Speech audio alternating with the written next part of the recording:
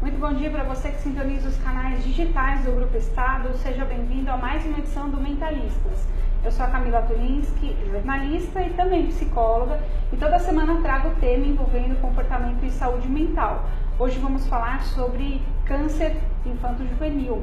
Se é difícil você receber um diagnóstico de tumor sendo adulto e para os familiares também, para a criança, como é que isso acontece? Na visão da criança e na visão dos cuidadores, é o que vamos desvendar agora aqui no Mentalistas. As principais questões da atualidade, analisados por especialistas renomados. Começa agora Mentalistas, com Camila Tulinski. Para falar sobre esse assunto, eu convidei a psico-oncologista Flávia Saeg. Ela é integrante do Comitê de Saúde Mental da Abraille. Tudo bem, Flávia? Tudo bem, Camila. Obrigada pelo convite. Obrigada pela presença. E aqui no estúdio da TV Estadão conosco, no Mentalistas, também o Dr. Vicente Odoni Filho. Ele é oncohematologista do Itaci, Instituto de Tratamento do Câncer Infantil do Hospital das Clínicas. Tudo bem, doutor Vicente? Bom dia, muito obrigado pelo convite. Obrigada pela presença. Nossa, Antes da gente falar das questões psicológicas, né, que envolvem o câncer infantil, quais são os principais tumores que acometem essa população, doutor Vicente? Nós devemos ter no nosso país, neste ano, cerca de 13 mil, 14 mil casos de câncer infantil, considerados de 0 a 18 anos. O mais prevalente de todos eles são as leucemias, particularmente as leucemias linfocíticas agudas, cerca de 30 a 35% dos casos. É um quadro diferente do adulto, né, onde percentualmente as formas mais prevalentes são outras, diferentes para o homem e para a mulher, e também quantitativamente é muito maior a presença no adulto, evidente. Esses números têm aumentado conforme os anos, doutor? Então, você tem um aumento vegetativo, né? Cada grupo social, cada país que você tem uma melhora nas condições sociais do país, menos crianças vão falecer de doenças ditas evitáveis, né? Aquelas que têm como denominador comum desnutrição e outras mazelas do subdesenvolvimento, né? Então, vão subindo mais as doenças degenerativas, como o câncer, por exemplo. Mas além desse aumento vegetativo, alguns dados de países que têm, condições estatísticas muito precisas mostram que há um aumento absoluto também. E isso provavelmente é devido a condições desencadeantes que se tornam mais frequentes na sociedade. Que tipo de condições desencadeantes? Por exemplo, na Inglaterra tem um estudo muito interessante que mostrava alguns picos de ocorrência de leucemia em anos em que nós tivemos, nos anos precedentes, epidemias de gripe.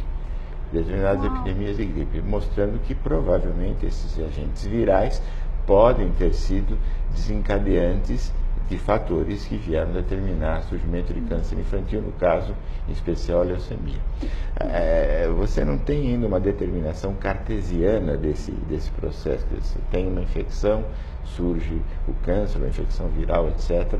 Você tem associações estatísticas muito fortes a sugerir esse processo. Tem uma predisposição genética também, doutor? Olha, nós temos uma ideia de que o câncer é algo que, como se apresenta, você olha para uma criança com câncer, faz o diagnóstico, ou ela tem alguma base que determina aquele câncer, mas apenas em 4% dos casos do câncer infantil a gente detecta alguma situação claramente predisponente, que pode ser uma situação, via de regra, uma situação de cunho genético, até cunho hereditário.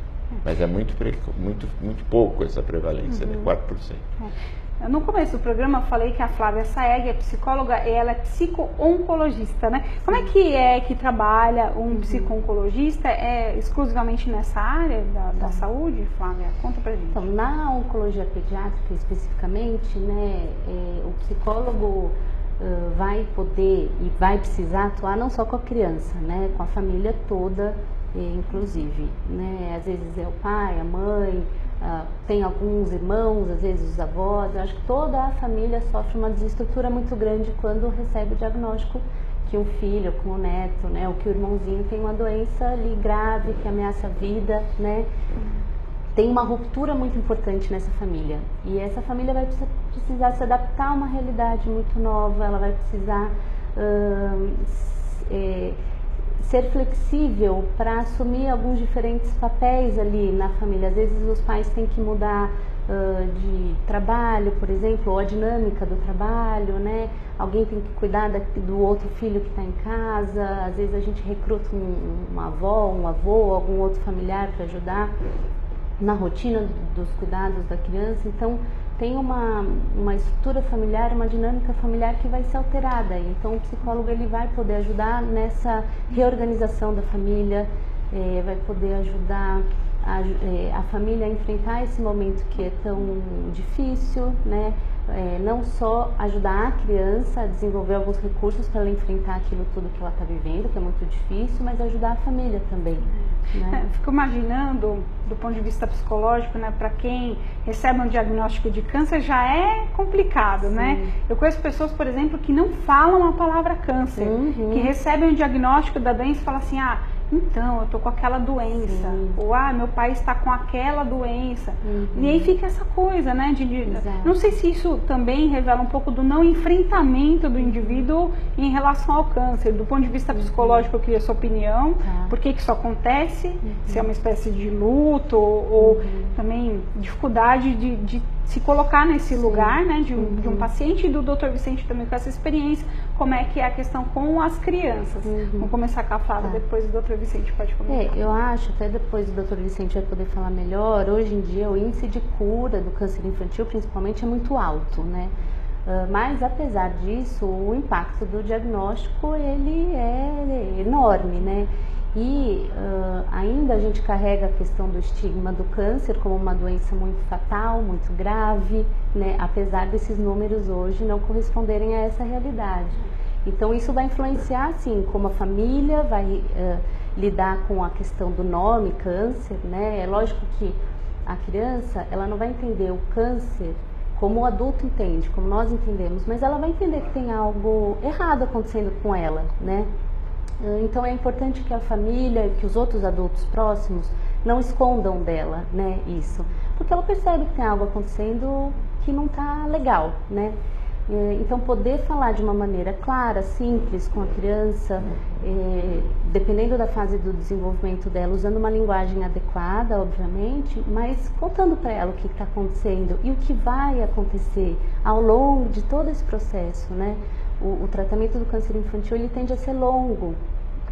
A criança vai passar por vários profissionais de saúde.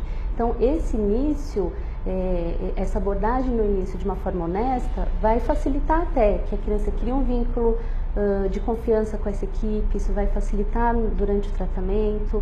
A família também vai se sentir mais confiante, mais acolhida por essa equipe honesta, né? Então, acho que tudo isso vai facilitar e é importante a gente ter em mente, sim. Qual a sua experiência, doutor? Como é que é essa abordagem? Olha, essa questão do vínculo de confiança é realmente fundamental. Uma regra que tem que ser mantida sempre. É evidente que as respostas, as explicações que as crianças nos solicitam, elas têm de ser dadas em função da condição de compreensão delas, é claro. Mas a regra fundamental é não mentir. Não mentir. Isso quebra o vínculo, e a criança tem uma aceitação, tem uma resiliência muito grande para todos esses processos, e ela participa de uma maneira absolutamente surpreendente. Nós temos ainda essa ideia um pouco estigmatizada, não justificável, como foi dito, a respeito da fatalidade do câncer infantil. Não é assim. Na maioria dos casos nós podemos realmente não só obter sobrevidas prolongadas, como de fato curas verdadeiras, com tudo aquilo que a palavra cura quer significar. Com relação aos pais, eu acho que um dos entendimentos mais importantes na hora de comunicar, discutir a situação, enfim, e no próprio dia a dia, é o fato de que desde que nós, isso tem uma importância muito grande, né? Desde que nós nascemos, desde que nós nos entendemos por gente, nós sabemos que um dia nós vamos morrer, nossos filhos vão ficar, enfim, essa é a lei natural da vida. Perder um ente querido sempre é uma coisa, ou ter a perspectiva da perda embutida naquele processo todo de um ente querido é sempre muito duro. Mas quando é uma criança que quebra a lei natural da vida, essa coisa é muito pior. As pessoas, os pais, buscam culpas, o que é que eu fiz, o que é que eu deixei de fazer. Então, o primeiro processo é poder-los fazer compreender que estão lidando com uma doença, como qualquer outra doença, diferente, mas uma doença, que não há relação de culpa, relação de falha, enfim, uma situação que nós temos que estar juntos para enfrentar.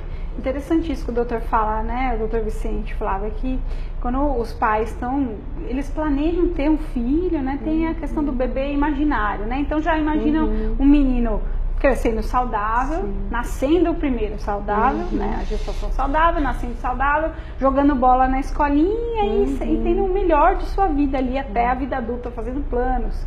Quando nasce essa criança que não é de acordo com essa expectativa, o que pode acontecer, né, com esses pais? No caso já de uma leucemia diagnosticada, um tumor, né?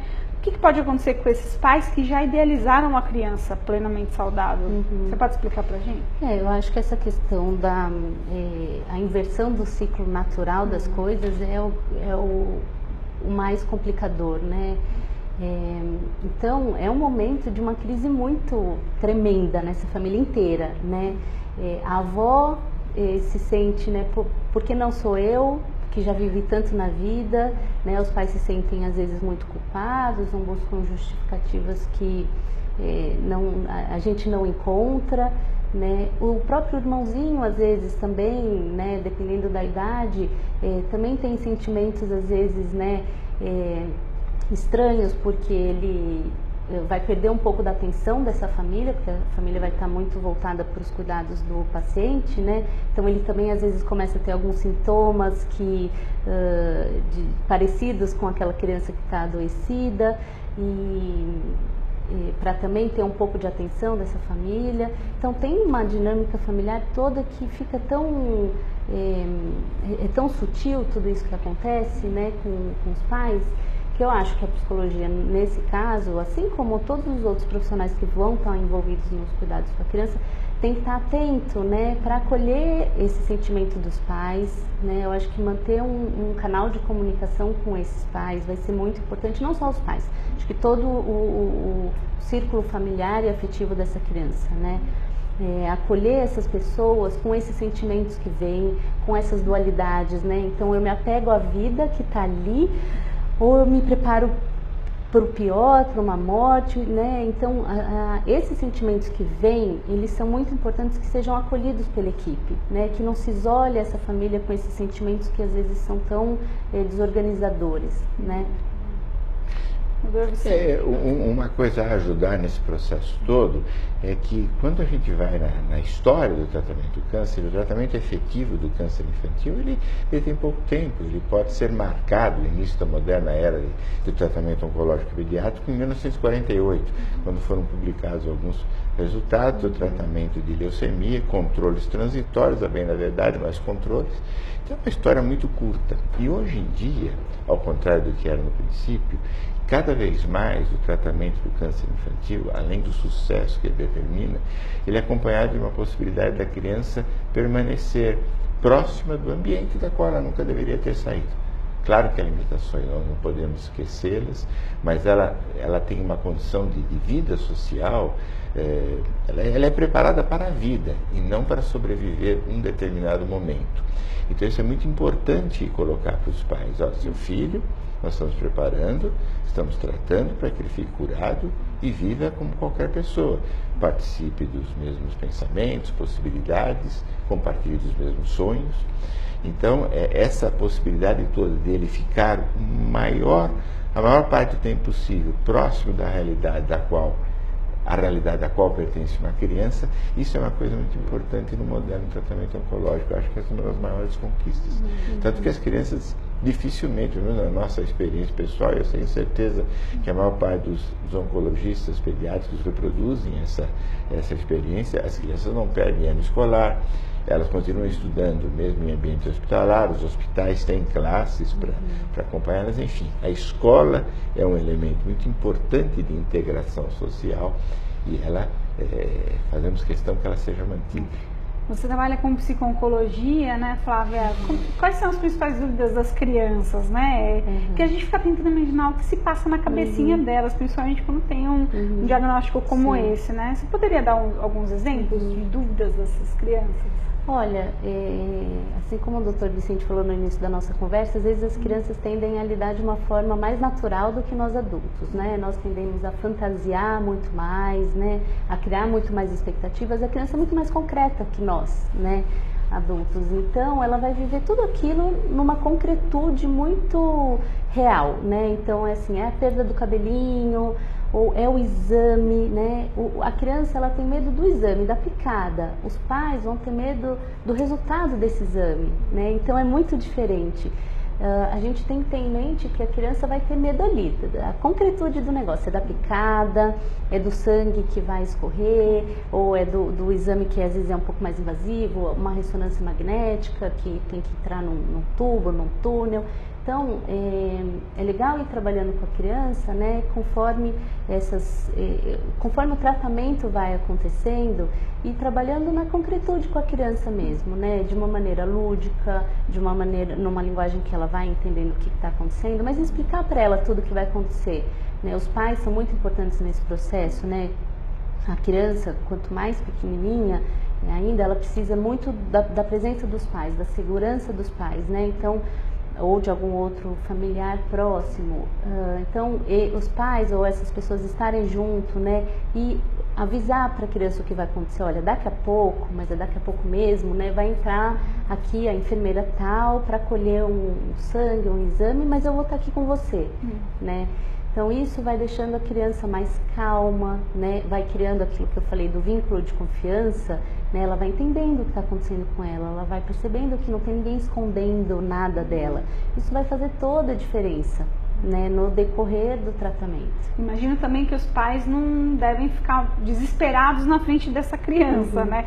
Talvez seja contagiante, né, para a criança, para o filho, né? Quando o pai já não expressa segurança. A postura né? positiva, serena, segura dos pais, ela é transmitida, que é uma esponjinha, né? Ela pega tudo. Então, se você realmente agir com sofrimento, com tristeza, com desânimo, com desesperança, essas coisas são passadas à criança. A atitude dos pais é muito importante mesmo. Estou recebendo aqui no estúdio da TV Estadão a psico-oncologista Flávia Sayeg e o oncohematologista Dr. Vicente Odoni Filho, falando sobre câncer infanto-juvenil.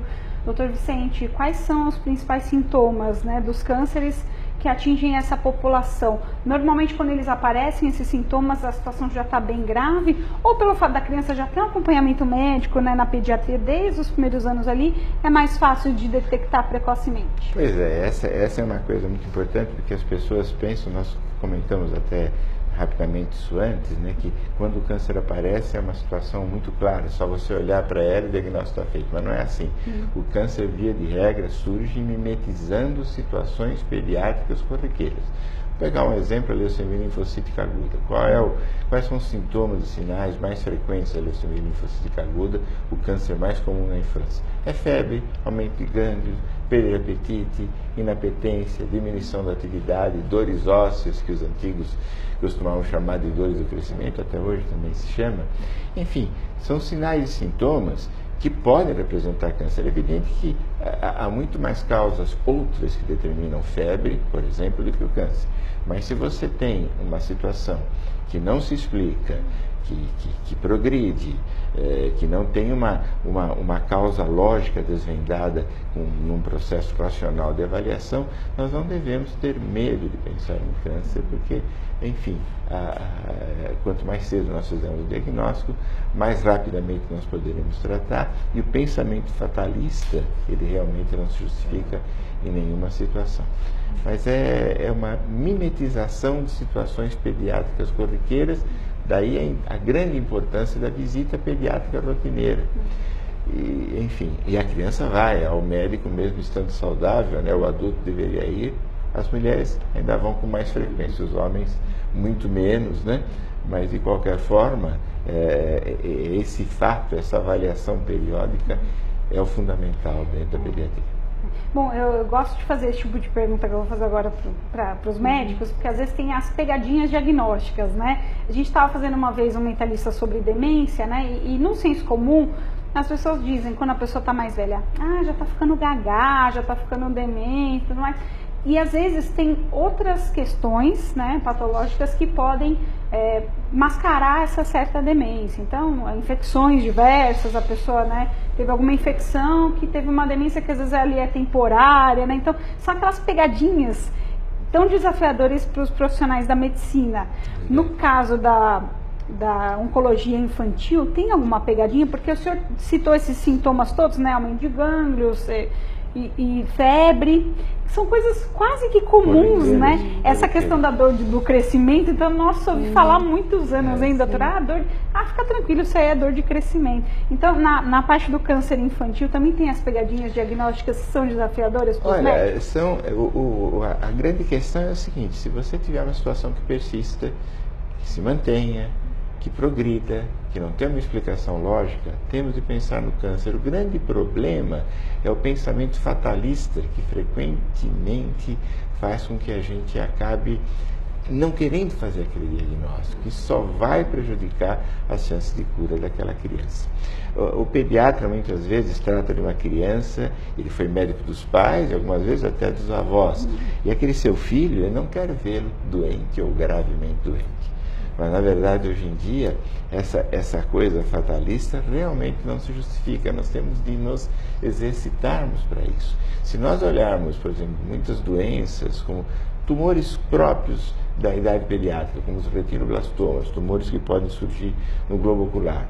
Se nós olharmos o que acontecia, por exemplo, há 20, 30 anos atrás, isso já é bem documentado, o tempo médio que levava para o diagnóstico aqui no nosso país, hoje ele é muito menor. Um processo de educação, enfim, que vem ocorrendo ao longo do tempo, de conscientização, e que leva realmente a você poder fazer esses diagnósticos mais precocemente e, enfim, ajudar melhor essas criancinhas. Flávia, você já se deparou com pais que têm uma certa negativa, que não conseguem aceitar esse diagnóstico de câncer dos filhos também? Sim, isso pode ser até comum, né? Pela dificuldade de enfrentar, né, essa notícia, né? Muitas pessoas tendem a negar um pouco essa realidade que está acontecendo. Antes disso, a gente percebe essa questão da negação antes mesmo do diagnóstico, né? Como o doutor Vicente falou, é algo que acho que a gente tem que combater tanto no diagnóstico do câncer infantil quanto do adulto, né? O adulto também posterga muito, né? A busca por um resultado, por um exame, por um médico, mesmo com um sintoma ali muito persistente por medo do resultado, né? Isso é comum ainda, né? Tem a ver com aquilo que a gente estava falando sobre o estigma ainda da doença, apesar de hoje os índices de cura serem muito mais altos do que antigamente, ainda se carrega o estigma da doença fatal e muito grave que ameaça a vida, né? Então as pessoas tendem a postergar um pouco isso, e isso acho que tem a ver com essa questão, né, de negar um pouco aquela realidade que está ali, né, estampada, acontecendo. E com os pais também não são imunes a isso, né? Acho que isso pode acontecer, claro, com os pais. E aos poucos, né, a gente vai podendo desmistificar um pouco isso que está acontecendo com a criança, e os pais vão podendo também se haver com esse diagnóstico, com essa realidade nova, vão conseguindo lidar melhor com tudo isso que está acontecendo, né, e vão se apropriando dessa realidade, né, e vão lidando de uma forma mais natural com tudo isso. Doutor Vicente, quais são os tratamentos para os cânceres infantis? Eles são agressivos? Eu fiquei feliz, animada no começo, quando vocês disseram que tem um alto índice de cura, né? Então já dá uma esperança para todo mundo, mas então, como que é esse tratamento? Então nós vamos até falar uma outra coisa que vai deixar, pelo menos nós brasileiros, mais felizes ainda, embora isso aumente a nossa responsabilidade. Veja, o câncer pediátrico, via de regra, é uma situação disseminada. Quer dizer, acomete o organismo como um todo. Isso explica porque o tratamento básico que modificou a história do câncer infantil foi a quimioterapia, porque ela é o único recurso capaz de atender o organismo como um todo. Você não pode tratar uma leucemia com uma cirurgia. Enfim, você tem de ter tratamentos que sejam abrangentes. Os outros recursos são a radioterapia, a cirurgia também, e hoje em dia, recursos mais modernos, como a imunoterapia, como a terapia dirigida, etc., tudo isso faz parte da moderna progressão do tratamento oncológico. A boa notícia é que o Brasil, detém qualitativamente todos esses recursos, a não ser em algumas situações absolutamente experimentais, onde ainda são recursos restritos a alguns poucos centros de pesquisa, mas são situações experimentais, iniciais. Os tratamentos consagrados, eles são todos passíveis de serem realizados no nosso país, e os instrumentais de pesquisa no nosso país também são muito desenvolvidos. A má notícia é que o nosso grande problema continua sendo quantitativo. Quer dizer, levarmos a toda a nossa população essas boas chances de resultado. Eu vou citar um exemplo só, que por si só é expressivo. Nós conseguimos na nossa instituição, por exemplo, o Itaci, que é um serviço público, uma chance de tratamento de leucemia linfocítica aguda que pode chegar a 90%. É um resultado absolutamente comparável a qualquer grande serviço de exterior. Nessa instituição nós fazemos isso, então isso significa que nós podemos chegar a 90%. Agora, se você olhar o que acontece na leucemia linfocítica aguda na população, eu vou usar o estado de São Paulo, o estado mais rico da federação, 40% apenas cura, em termos populacionais. É uma disparidade muito grande, mostra que essa coisa ainda não capilarizou para todo mundo. Essa é a grande obrigação. Desafio também. Flávia, a gente está chegando na reta final do Dr. Vicente, Flávia, mas ainda queria um recadinho da Flávia, um conselho para os pais, para as crianças, para todos os envolvidos com esse problema relacionado ao câncer infantil. A terapia pode ajudar e deve ajudar essa família? O que você pode recomendar aqui para o nosso espectador? Primeiro, só respondendo essa primeira questão, né, de uma dica, algo fundamental que eu acho que é bem legal a gente deixar claro, que a gente já falou aqui, tanto eu quanto o Dr. Vicente, é a questão de ser honesto com a criança, né, não mentir, não esconder. Então, tenha em mente que a criança, ela percebe tudo que está acontecendo com ela, percebe tudo que está acontecendo ao redor dela, né? Então, quanto mais a gente puder estar junto com a criança, criando um canal aberto de comunicação com ela, né? Podendo perceber o que a criança está comunicando e também poder se comunicar com ela de uma forma honesta, dentro né, usando uma linguagem que seja adequada ao desenvolvimento dessa criança. Acho que isso vai ser fundamental ao longo de todo o processo. Qual que foi a busca por terapia nesse lógico, momento. eu acho que o apoio psicológico ele vai ser fundamental ao longo de todo o processo, desde o diagnóstico, durante o tratamento, inclusive após, né, o término do tratamento, a alta hospitalar, o alto do tratamento em si, porque aí a criança vai entrar num processo, né, de reintegração, às vezes escolar, que ela teve que se ausentar por um período. Vai ser um período onde a criança vai ter que submeter uma série de exames, isso pode também gerar uma série de angústias, de ansiedade, de insegurança na criança e nos pais. Então, desde o diagnóstico até o término do tratamento e além do término, é importante que o psicólogo esteja presente, assim como outros profissionais de saúde, cuidando, acolhendo e ajudando essa família a se reestruturar ao longo desse processo que pode ser tão difícil. Muito bem, agradecendo a participação da psico-oncologista Flávia Saeg e do onco-hematologista Dr. Vicente Ottoni Filho, que é do Itaci, Instituto de Tratamento do Câncer Infantil do Hospital das Clínicas. Obrigada pela presença de vocês, viu? Obrigada. Agradecendo a sua audiência toda semana comigo aqui no Mentalistas. Obrigada e até uma próxima. Você acompanhou Mentalistas com Camila Tulinski.